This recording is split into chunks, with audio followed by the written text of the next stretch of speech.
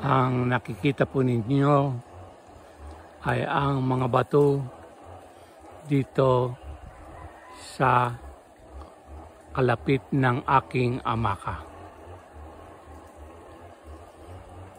Iyan po ang mga bato.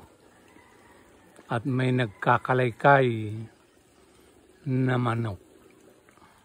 Ang aking mga alagang manok.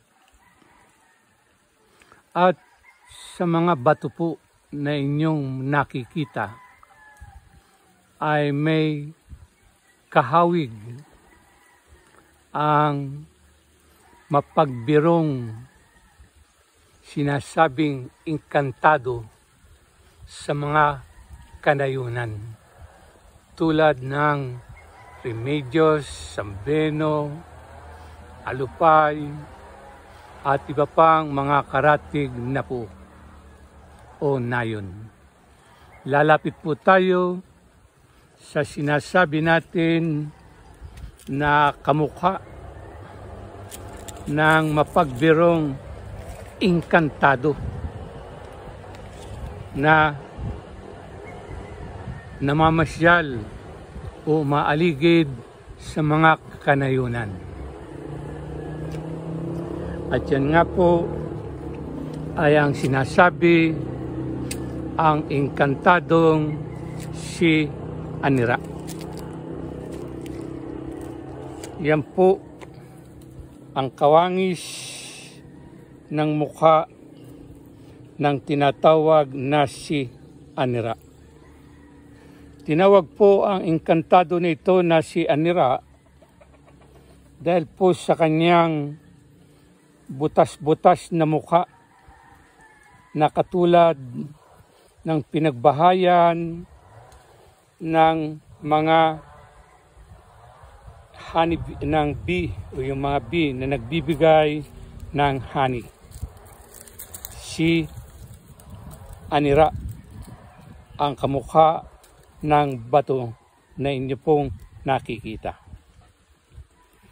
Ang engkantado po na ito na gumagala sa mga kanayunan tulad ng nasabi ko, Remedios, Sambeno, Banot, Alupay, at iba pang karatig na nayon ay mapagbiro.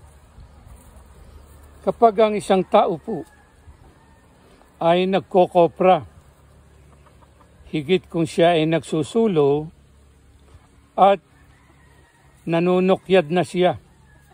Ang sinasabi pong panunukyad ay inaalis ang kopra sa bao.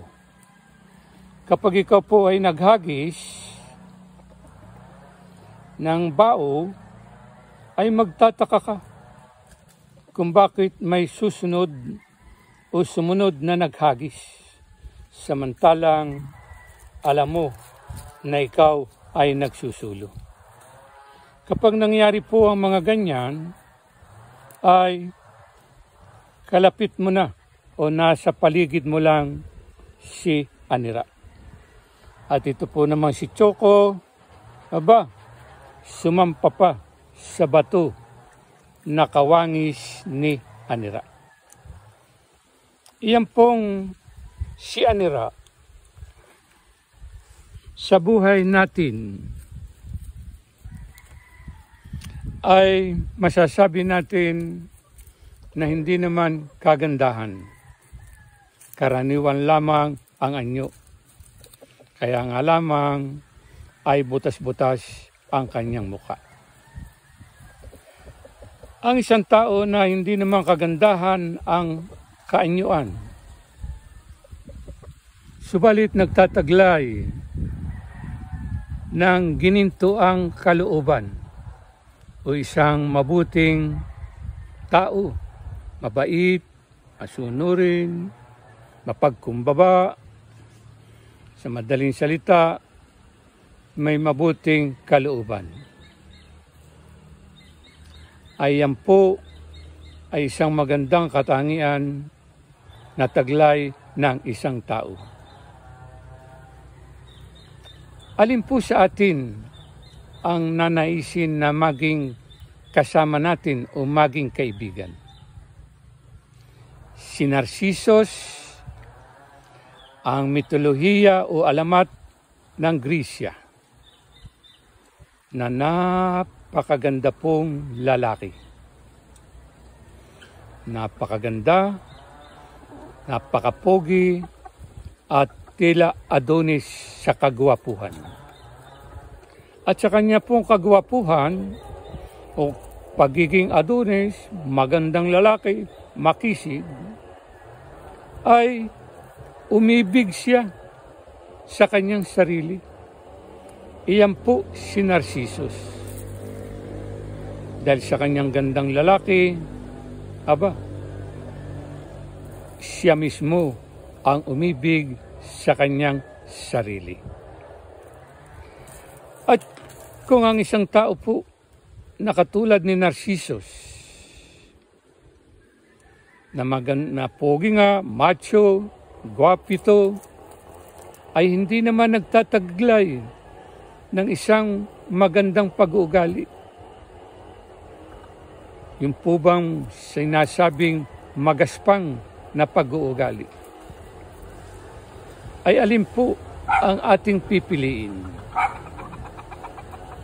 Si Anira o yung kawangis ni Anira na may gininto namang kalooban, o si Narcissus na dahil sa sobrang tiwala sa sarili, sa taglay niyang kagwapuhan, ay nagtataglay naman ng magaspang na pag-ugali. Nasa inyo po ang pagpapasiya. Si Anira o si Narcissus. Salamat po sa araw na ito.